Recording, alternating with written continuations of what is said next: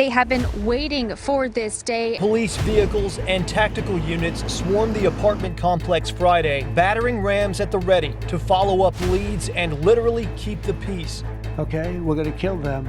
You know, they're gonna be like dead. Houston slept under a quiet, humid sky when federal analysts uncovered the first sign that something was catastrophically wrong. For months, DEA units tracking fentanyl shipments across Texas noticed a pattern no cartel could maintain on its own. Deliveries that moved with military precision, chemical precursors routed through cultural exchange shipments, and clean banking trails flowing through a series of non-profit institutions tied to a foreign diplomatic mission. It made no sense. Cartels make mistakes. They misroute money, bribe the wrong official, lose product, miss deadlines. But this network didn't. It moved like a machine. The first break came at 2:14 a.m. A DHS cyber team decrypted a packet lifted from a darknet communications hub used by South Asian trafficking cells. Inside the file was a coded reference, Indus Gate, clearance confirmed through K-Sector. K-Sector meant consular access, and Indus Gate was a term that intelligence clerks had seen only once, buried inside a financial transfer connected to a Houston-based cultural outreach office affiliated with India's diplomatic community. At first, analysts assumed it was a coincidence. It wasn't. Cross-referencing shipping logs, encrypted warehouse records, and diplomatic courier routes revealed a finding so severe that DHS classified it as a Tier 1 national threat before dawn. The shell companies funding fentanyl pipelines across Texas weren't backed by cartel accountants. They were funded through foreign cultural liaison offices operating under diplomatic protection, and one name appeared repeatedly inside the decrypted ledgers: Arvind Malhotra, Senior Cultural Director, with consulate-linked privileges and unrestricted shipping access across the Gulf region. He wasn't a street-level asset. He was a protected official, a man with diplomatic pathways, clean financial corridors, and the ability to move shipments without routine customs inspections. Within 3 years of Malhotra's arrival in Houston, fentanyl precursor imports tied to South Asian chemical suppliers surged 480%, all routed through consulate-endorsed community programs. 3 distribution hubs raided in Dallas, San Antonio, and Houston contained crates stamped with cultural exchange material "Do not inspect." Inside the crates were industrial-grade precursor compounds identical to the ones used in super labs across Mexico. This wasn't cartel infiltration, it was diplomatic infiltration, a foreign-linked office acting as a logistical backbone for a fentanyl pipeline poisoning American cities. For federal agencies, a brutal truth became unavoidable.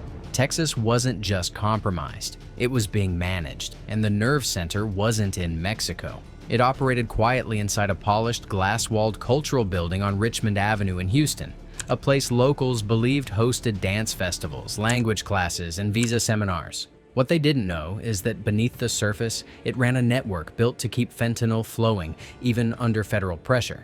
When ICE investigators expanded the search, things grew darker. Encrypted files seized from a cartel courier's laptop showed the cultural director wasn't just facilitating shipments, he was architecting the entire support grid: front companies, banking channels, and communication hubs capable of routing chemicals through the U.S. with diplomatic protection. DHS mapped the structure: 19 front companies disguised as cultural nonprofits, 7 import firms registered under community development programs, 4 logistics partners with consulate-linked endorsements, encrypted payments routed through crypto mixers based in Singapore and Dubai. DEA analysts called it one of the most advanced foreign-backed narcotics pipelines ever found operating on U.S. soil. But the breakthrough came from an internal memo recovered from a confiscated phone. A document marked "Internal Use Only, Outreach Stability Plan" contained a directive: ensure uninterrupted flow. Priority transit for chemical partners is authorized under cultural protections. Federal intelligence froze. This wasn't bribery. This wasn't accidental complicity. This was strategic shielding. A foreign-linked official instructing U.S.-based entities to prioritize cartel supply lines. The question changed from who is helping the cartel to how deep does this diplomatic pipeline go?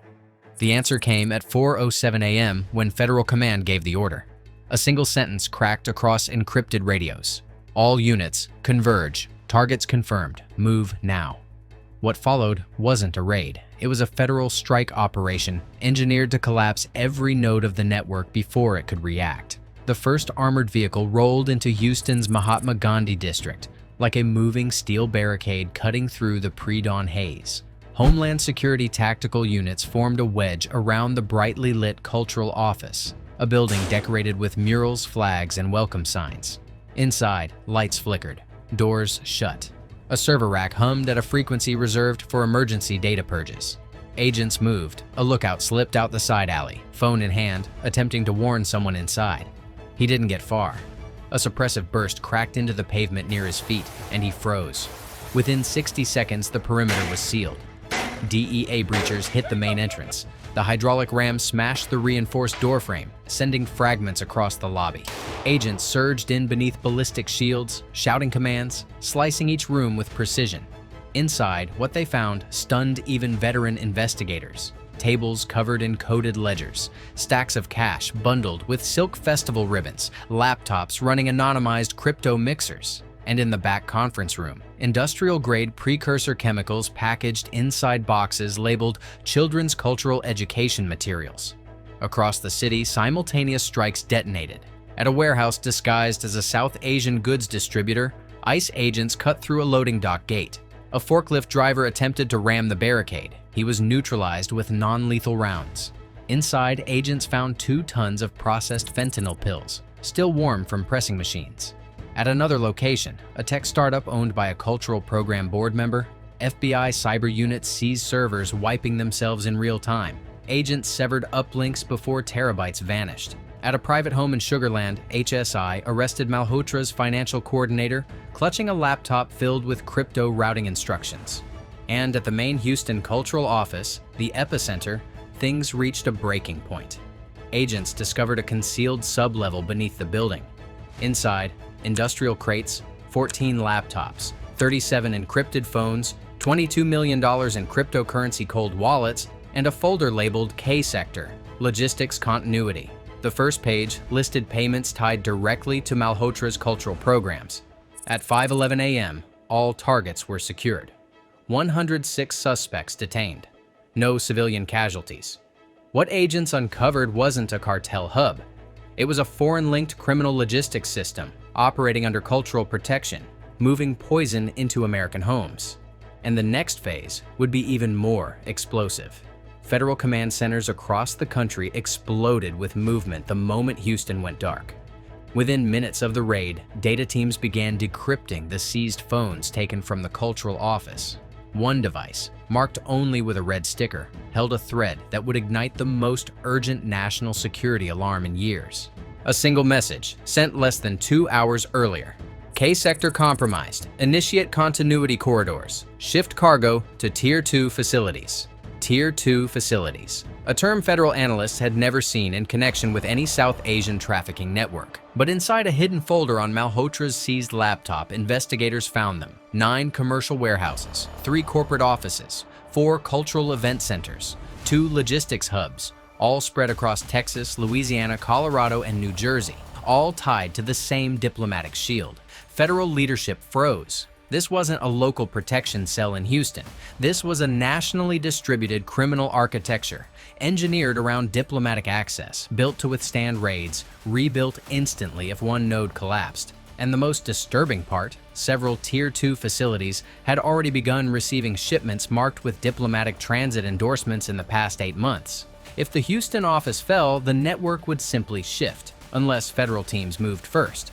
By 8:26 a.m., the Attorney General authorized Operation Lotus Firewall, the largest coordinated counter-diplomatic strike in modern U.S. history, a mission designed to collapse the entire grid before it could synchronize. The targets were not embassies or consulates. Those remained protected under international law. The targets were commercial extensions tied to foreign cultural programs, businesses, and non-profit logistics partners, places operating under influence, not immunity. Across the country, strike teams began staging. In Denver, a DHS chemical forensics unit suited up inside a small airfield hangar.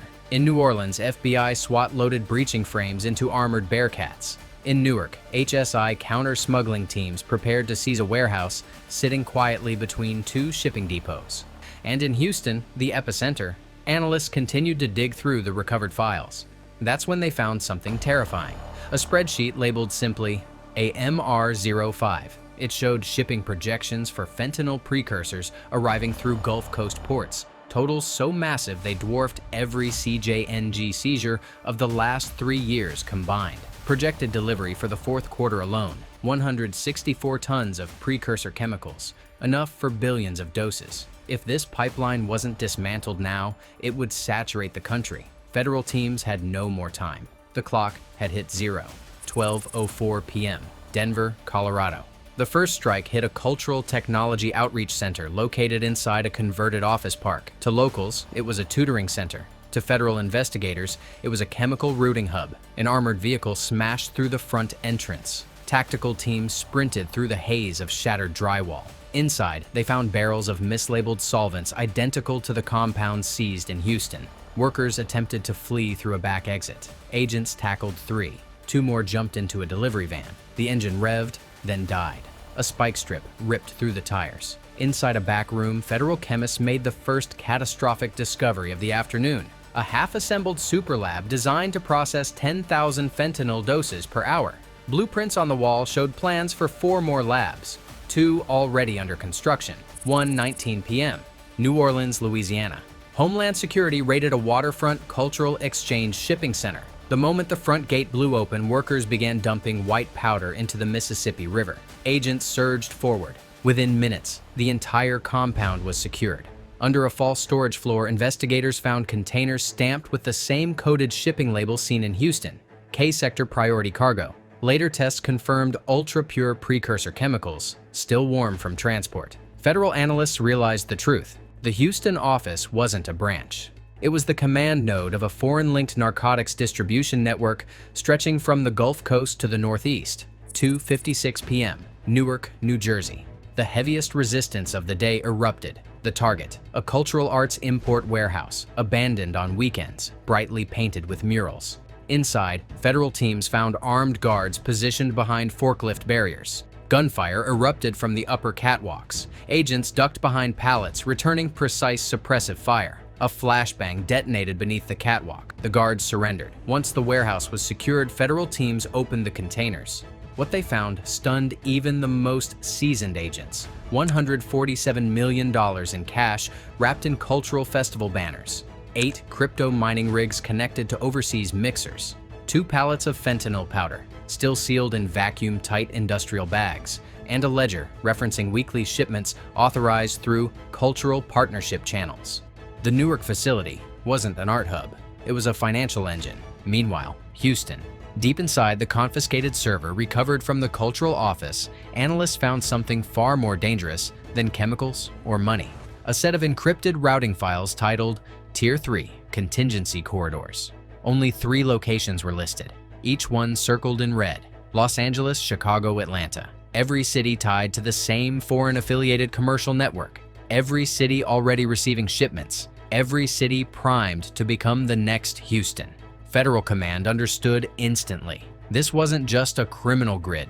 It was a foreign-supported infiltration strategy aimed at building fentanyl super corridors across the United States. The cultural office takedown didn't end the network. It only exposed its scale. By 4:21 p.m., emergency briefings were underway in the White House Situation Room.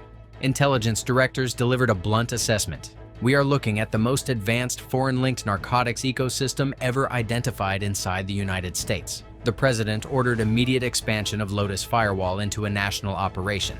But the reaction was already underway. Foreign-linked operatives connected to the cultural office attempted to flee the country through secondary airports. Cartel-aligned enforcers tried to torch evidence at 2 Tier 2 locations. Crypto wallets tied to the network began liquidating assets at a frantic pace. U.S. agencies moved faster.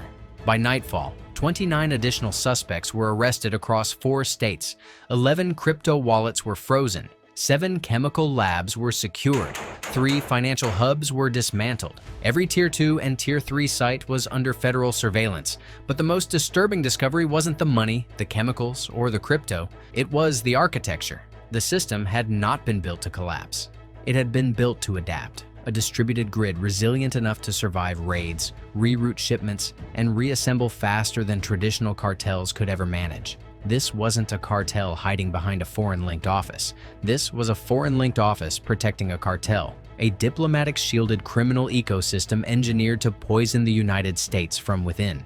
And Houston was only the beginning. If federal agents hadn't struck when they did, the super corridors in Los Angeles, Chicago, and Atlanta would already be operational, pumping billions in fentanyl into American cities. The battle had begun with a cultural program. It ended revealing something far more dangerous: a foreign-backed invasion through commerce, diplomacy, and crime, hidden in plain sight. And for the first time, America realized the truth. The next war wouldn't be fought on a battlefield. It would be fought in offices, ports, warehouses, cultural centers, and financial corridors, anywhere enemies could hide behind legitimacy. Stay alert, stay aware. This wasn't the end. It was the first chapter.